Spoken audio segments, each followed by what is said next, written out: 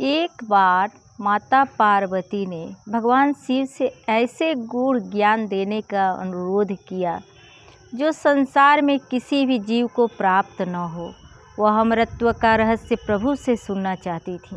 अमरत्व का रहस्य किसी कुपात्र के हाथ न लग जाए, इस चिंता में पड़कर महादेव पार्वती जी को लेकर एक निर्जन प्रदेश में चले गए। उन्होंने एक गुफा चुनी, उस गुफा का मुख अच्छी तरह से बंद कर दिया। फिर महादेव ने देवी को कथा सुनानी शुरू की।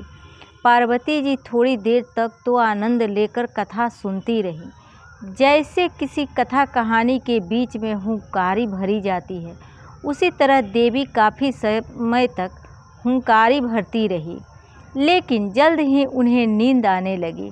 उस गुफा में तोते यानी सुक एक घोंसला में थे। घोंसला में अंडे से एक तोते के बच्चे का जन्म हुआ। वह तोता भी शिव जी की कथा सुन रहा था।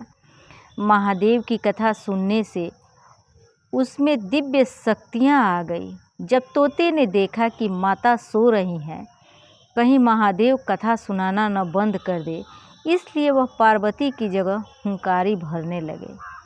महादेव कथा सुनाते रहे, लेकिन शीघ्र ही महादेव को पता चल गया कि पार्वती के स्थान पर कोई और हुंकारी भर रहा है। वह क्रोधित होकर सूक को मारने के लिए उठे।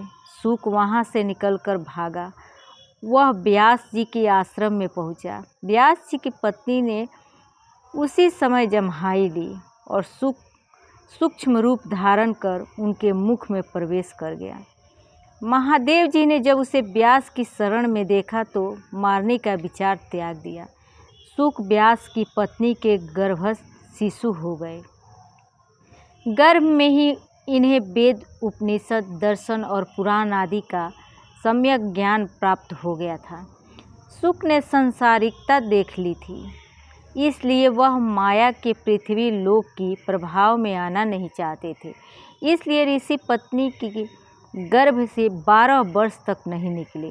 व्यास जी ने शिशु से बाहर आने को कहा, लेकिन वह यह कहकर मना करता रहा कि संसार तो मोह माया है, मुझे उसमें नहीं पड़ना। ऋषि पत्नी गर्भ के पीड़ा से मरणासन हो गई। भगवान श्री कृष्ण को इस बात का ज्ञान हुआ। वह स्वयं वहां आए और उन्होंने सूक को आश्वासन दिया कि बाहर निकलने पर तुम्हारे ऊपर माया का प्रभाव नहीं पड़ेगा। श्री कृष्ण ने मिले वरदान के बाद ही सूक ने गर्भ से निकलकर जन्म लिया। जन्म लेते ही सूक ने श्री कृष्ण और अपने पिता माता को प्रणाम किया और तपस्या के लिए जंगल चले गए। व्यास जी उनके पीछे पीछे पुत्र पुत्र कहकर पुकारते रहे, किंतु सूक ने उस पर कोई असर नहीं हुआ। व्यास जी चाहते थे कि सूक श्रीमद् भागवत का ज्ञान प्राप्त करे, किंतु सूक तो कभी पिता की ओर आते ही न थे। व्यास जी ने एक युक्ति की। उन्होंने श्री कृष्ण लीला का एक श्लोक बनाया और उसका आधा भाग शिष्यों को रटाकर उधर भेज दिया जिधर सूक ध्यान लगाते थे। एक दिन सुखदेव जी ने भी वह श्लोक सुना। वह श्री कृष्ण लीला के आकर्षण में खींचे सीधे अपने पिता के आश्रम तक चले आए। पिता व्यास जी से उन्होंने श्रीमद् भागवत गीता के 18,000 श्लोक का विधिवत ज्ञान दिया। सुखदेव ने इसी भागवत का ज्ञान राजा परीक्षित को दिया, जिसके दिव्य प्रभाव से परीक्षित ने मृत्यु के भय को जीत लिया। दोस्तों, आज मैंने आप लोगों के सामने सूक जी की उत्पत्ति कैसे हुई इसके बारे में आप लोगों को सुनाई।